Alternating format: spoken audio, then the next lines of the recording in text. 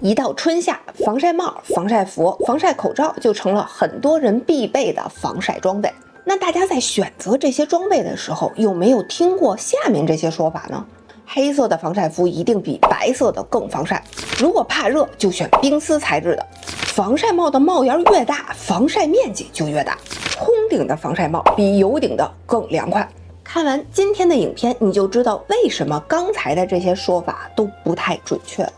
今年夏天，我们在接近40摄氏度、紫外线指数8到10的高强度环境下进行了真人实测。联合第三方检测机构使用热成像仪、Visia 皮肤检测仪和 CK 检测仪进行了相关的防晒装备的测试，对上面这些广为流传的有关防晒装备的认知进行了验证。今天的影片呢，我们会按照不同的紫外线强度，结合通勤、旅游等等真实的场景进行分类，来告诉你什么时候最应该选什么装备，以及每一件装备我们应该按照什么样的指标去选择。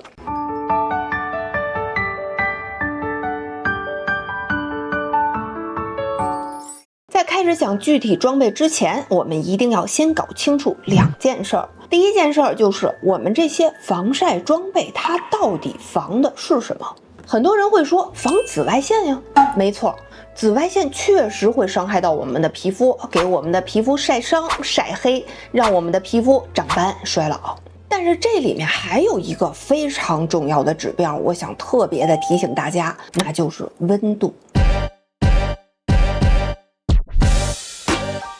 你在晒太阳的时候，你的皮肤会升温，升高了温度之后，皮肤的屏障会受损，会刺激到我们的皮肤。就像说，如果我们经常用热水去洗脸，会伤害到我们的皮脂膜，让我们的皮肤泛红，甚至变成敏感肌。所以对于一件防晒装备来说，除了挡住紫外线以外，它最好不要让我们的皮肤升温。后面我们在评价每一件装备的时候，也会结合这2个关键指标一起看。第2点，我到底什么时候需要这些防晒装备？有很多人说我什么时候都不需要，因为我可以涂防晒霜啊。我想说的是，这可能还真不太行。因为一个防晒霜如果想发挥等同于防晒服一样的防护力的话，你就要涂够量，可能买了1整瓶，还没涂几回就用完了。而且对于皮肤来说，还会让皮肤的负担加重，会刺激到皮肤，让皮肤更容易泛红、爆痘、长闭口。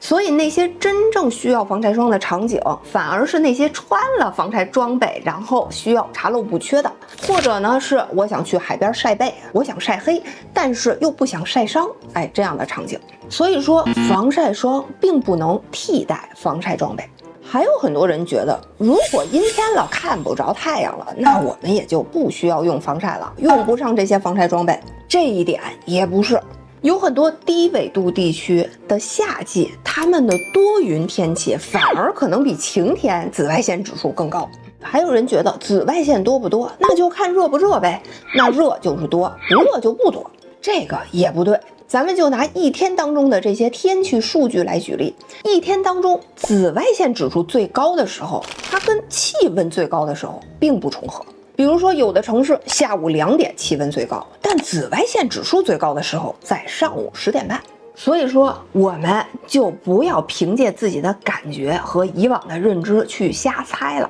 咱们来判断什么时候要用防晒装备，就依据一个重要指标，就是紫外线指数。紫外线指数怎么看呢？很简单，打开你的手机，天气预报里面就有这一项。紫外线指数是国际通用的衡量地表紫外线强度的一个系数，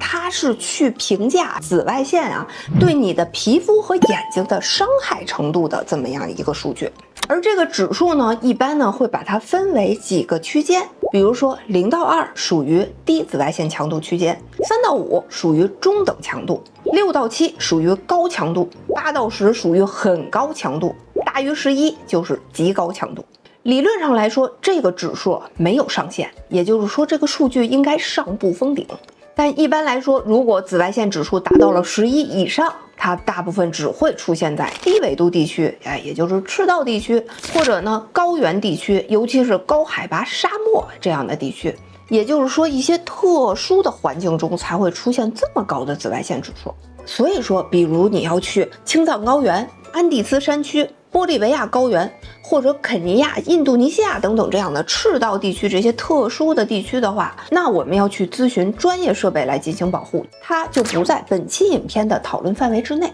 OK， 现在我们明白了，看紫外线指数很重要。下面我们就根据不同的紫外线指数区间来跟大家聊一聊，不同的区间该选哪些装备。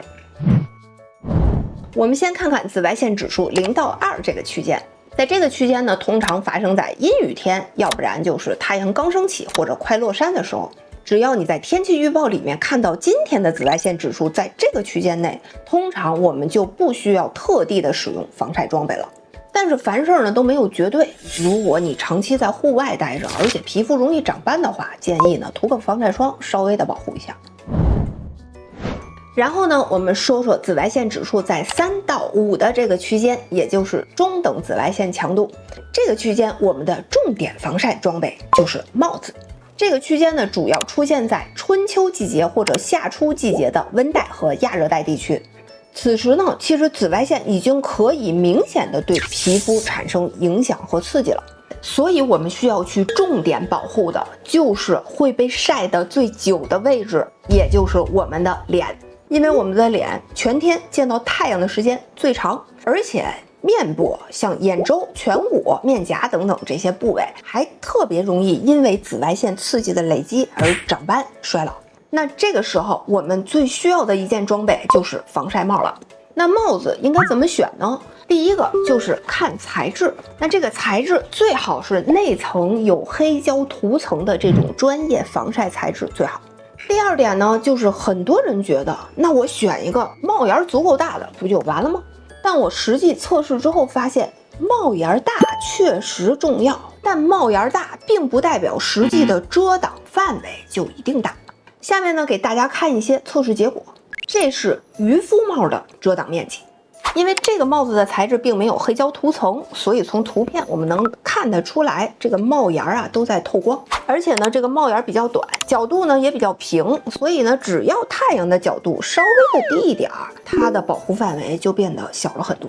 这张图是黑胶压檐渔夫帽的，因为有了黑胶涂层，我们可以看到不光透光性没有了，都挡住了。而且呢，它的帽檐更宽，下压的角度更低，而且是可调的，所以它的保护范围会更大。这个呢是空顶鸭舌帽的，只是通过图片我们就已经能看到两边的耳朵都是直接被晒的了。这是空顶灯罩帽的，很明显耳朵旁边和下颌边缘都能遮住，这个范围就遮得更多。所以有没有发觉，看帽檐不光看宽度，还要看角度的。当你的帽子有一些下压角度的时候，它就更容易保护脸、下颌边缘这些容易露出来的位置。选防晒帽呢，还有一个非常常见的误区，就是很多人觉得空顶帽把脑袋顶露出来比有顶帽会更凉快。所以这次呢，我们就特地做了一下这个测试，让受试者呢戴着不同的帽子，在大太阳底下8到10紫外线的这个强度之下溜达1个小时，然后用热成像仪去捕捉它头顶的温度变化。可以给大家看一下，这张图就是空顶帽的头顶温度变化。我们可以很明显的看到它的头顶高温区变大了，而这张图是有顶帽的头顶的温度变化。不光高温区没有明显的面积变大，甚至还有些区域降温了。除了热成像的图像以外，我们实测出来的这个温度也表明了这一点。有顶帽的平均升温大概在1%到3%左右，而空顶帽的可以达到5%到8%。其实头皮也是需要保护的，因为如果头皮受到紫外线或者受到高温的刺激，它会影响到毛囊，可能会间接的造成我们脱发。所以我建议大家呢，在选择帽子的时候，还是尽量去选择一顶有顶的帽子。如果担心会闷、会不透气的话，咱们就选那种脑袋顶和帽檐不是一个材质就可以了。总结一下，紫外线中等强度区间，也就是紫外线指数3到5的时候，我们重点保护脸，重点装备就是防晒帽。选防晒帽的时候，建议大家选有顶的。而且不要光看帽檐的大小，还要看看帽檐的角度，让它遮得更多。下面我们来说一说紫外线指数在6到7这个区间，也就是高强度区间。这个区间的重点装备就是防晒帽和防晒服。这个区间一般会发生在夏季的白天，通常呢就是上午10点到下午3点这个时间段里面。如果你居住在亚热带或者热带，或者是没有遮挡的沙漠或者海岛环境的话，那可能春季开始你就会接触到这个紫外线区间了。此时呢，你会感觉太阳晒在皮肤上非常有存在感，有一种烧灼的感觉。所以在这个区间呢，我们需要重点解决的问题肯定就不仅仅是脸了，而是要尽量的去减少身体暴露在太阳底下的总面积。因为紫外线的伤害是会累积的，如果你暴露在太阳底下的面积比较大比较多，那它累积的伤害就会更高。那此时除了防晒帽以外，我们需要增加一个核心装备，那就是防晒服，来保护身体所有的暴露面积。一说到防晒服，就不得不说到一个指标 UPF。UPF 全称叫紫外线防护系数，它测试的是一个面料能够阻挡多少紫外线穿过去。很多人觉得呢 UPF 值那就是越高越好，其实呢也不全对，因为 UPF 的这个系数跟它的防护能力并不完全是成线性的。比如说 UPF 50，它代表的就是它只会透过1/50的紫外线，1/50也就是2%，那它阻挡的紫外线阻挡率就是98%。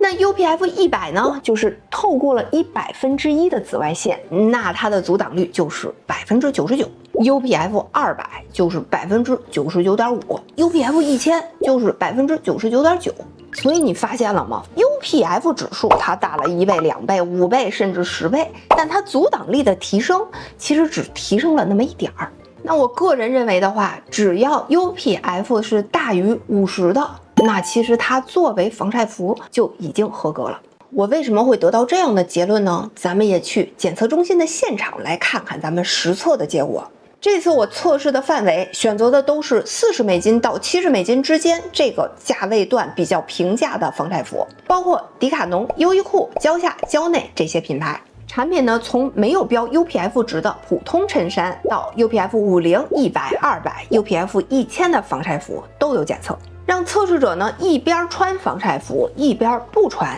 然后呢在40度高温8到10的紫外线指数环境下户外溜达1个小时。之后呢，通过3个维度的指标来评价一件防晒服它是好还是不好。一、通过检测皮肤的泛红区来评价整体的防护性和对皮肤的伤害性。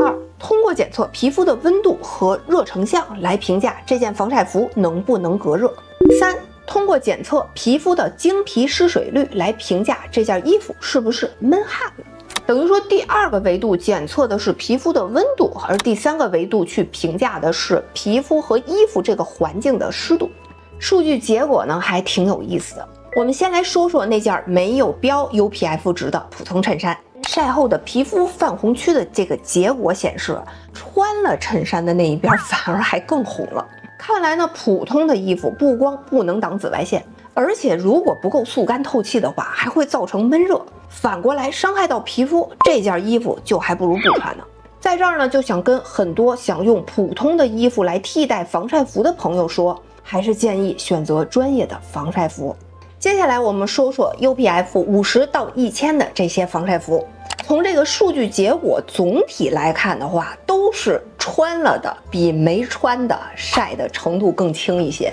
也就是说，这些防晒服它们都发挥了自己的作用，保护了皮肤不被紫外线刺激。尤其是蕉下的这件防晒服，我们可以从结果看到，皮肤的红区在被晒了1个小时之后完全没有增加，但是在没有穿防晒服的那一边，可以明显的看到被晒红的这个红色区增加了。从热成像图像可以看到呢，这件防晒服没有造成皮肤的升温，反而呢在穿了1个小时之后，这个温度还比刚开始要低了一点。也就是说，它不光有凉感，还有持续的透气性。反过头来看，没有穿防晒服的那边，皮肤的温度就明显升高了。有好的，当然也有表现不太好的，比如说迪卡侬的这件防晒服，即使是穿着防晒服的这条胳膊的皮肤，它的红区也明显的增加了。如果结合热成像图像来看的话，皮肤的升温很多，可能这件衣服确实有点闷，这个皮肤完全就是给自己热红的。当然，除了刚才说的2个典型选手，大部分的防晒服还是处在那种有一定的防护性，有点透气，但是穿久了也有点闷，这样比较折中的一个数据区间里面。说到这儿呢，我还特地去考察了一个在网络上流传的格外广泛、大家都认可的一个观点，就是黑色的防晒服比白色的更防晒。我选了2件材料一模一样、同一个品牌、同一个版型款式的2个不同颜色。从皮肤被晒红的红色区变化来看呢，不管是黑色的还是白色的，它的晒红区域都没有明显的增加，也就是说它的防护能力都是有的，而且它们之间没有明显的差距。但是如果你看热成像的图像，它们的区分就很明显了。这是白的，皮肤的温度不光没有明显的升高，还有一部分区域降低了。这是黑的，整个测试区域的皮肤温度都升高了。其实也对，毕竟黑色吸热嘛。所以我的一点建议是，如果你出汗多比较怕热的话，咱们呢还是尽量选浅色的防晒服。看完这些测试结果之后，我总结了几条挑选防晒服的 tip 来供大家参考。第一个，要先看 UPF 值，因为作为防晒服，我们首先要保证它的防晒性能，达到 UPF 50或者50+，这是我们选防晒服的底线。第二点就是一定要关注温度，也就是你穿的时候凉不凉快。我会更推荐面料比较轻薄、版型比较宽松的防晒服。这块要特地说一下，大家不用过度纠结冰丝这俩字儿。冰丝带来的凉感是你摸到那个面料的时候，它瞬间吸热给你带来的，并不是说它能持续的给你降温。所以很多穿冰丝衣服的人都会有一个共同的感受，就是刚穿上的时候很凉快，到太阳底下晒一会儿它就热了。那如果你的衣服比较贴身紧身，空气比较难流通的话，就会让你的皮肤升温，你就会感觉到闷热，而升温恰恰也会伤害你的皮肤。所以我们在防晒力达标的前提下，尽量选择那些通风比较好、材料比较轻薄的衣物，这样呢，对你皮肤的整体保护性才有保证。总结一下，紫外线指数6到7这个区间的核心需求是减少身体暴露在阳光下的总面积，所以它的核心装备就是防晒服。选择防晒服的挑选顺序就是先看防晒系数够不够，再看版型和透气性，最后才是面料有没有凉感。所有的测试数据和清单我会放在会员贴吧区，有兴趣的朋友可以去那儿自取。下面我们来说说紫外线指数达到8到10的这个高强度区间。这个阶段的关键防晒装备就是防晒口罩。一般会出现这个高强度区间的都在夏季，尤其是亚热带或者热带的这些地区。你像寒冷地区的人，可能一年到头都看不着几天能达到这个紫外线指数的日子。这个时候呢，确实直晒的紫外线会很强，但是更需要我们去关注的是那些从地面反射过来的紫外线，因为这些紫外线会在你不知不觉间给你累积大量的紫外线伤害，所以这个时候我们就需要一个防晒口罩了。因为地面反射过来的紫外线会照射到的重点区域就是你的下巴一圈。虽然说有些防晒服把拉锁拉到最上面，它也能充当一些防晒口罩的作用，但是呢，整个戴着兜帽其实行动非常不便。如果佩戴一个防晒口罩，还是会更灵活也更舒适。选防晒口罩的时候和防晒服一样，第一条我们也是看 UPF 值，也就是尽量去满足 UPF 50或者50+的材料。但是在这儿还有一点，对于口罩来说特别重要的就是温度。因为口罩它正好会覆盖你的这个鼻子和嘴，这样会呼吸的区域，所以如果它的散热和透气性不好的话，就会营造出一种局部的高温高湿的这样的环境。你的皮肤长期浸润在这种环境的话，就会造成皮肤敏感、泛红、长闭口、爆痘。认真听的观众肯定意识到了，温度的考察就是检测一个口罩好不好的关键指标。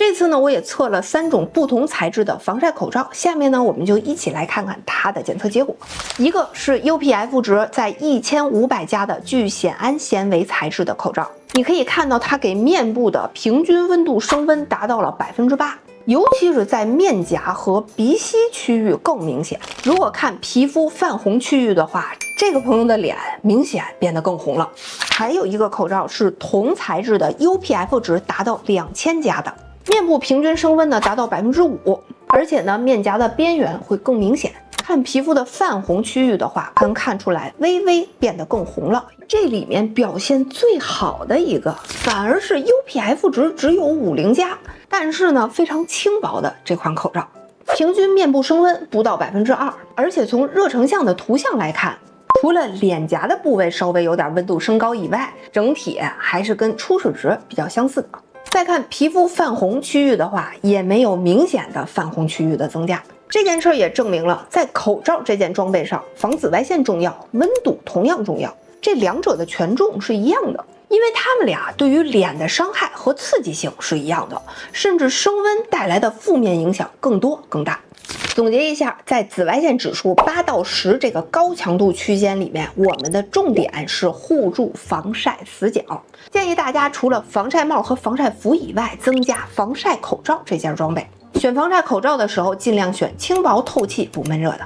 核心的内容到这儿就都讲完了。无论我们要选什么样的装备，都别忘了我在影片开头说的那2个关键保护目标：一是挡住紫外线，2是别把皮肤给闷太热了。以后呢，咱们就不用看到说 UPF 上千、冰丝材质、黑色更防晒、空顶更凉快等等这些宣传话术就立马下单了，而是要去综合的通过紫外线指数、场景还有各种影响因素去综合评估一件装备值不值得买。视频的最后需要补充说明的是，我不是服装专家，也不是户外运动经验者。前面说的大部分场景都模拟的是普通的城市通勤或者普通的旅游。如果你会涉及到专业户外或者专业运动，或者你去到的地区涉及到高原、沙漠等等这种特殊的地区的时候，请你寻求相关领域的专家给出专业建议。最后呢，感谢各位志愿者在烈日炎炎下的辛苦付出。虽然我们的测试规模并没有很大，但是这些真实的数据希望都能帮助到大家。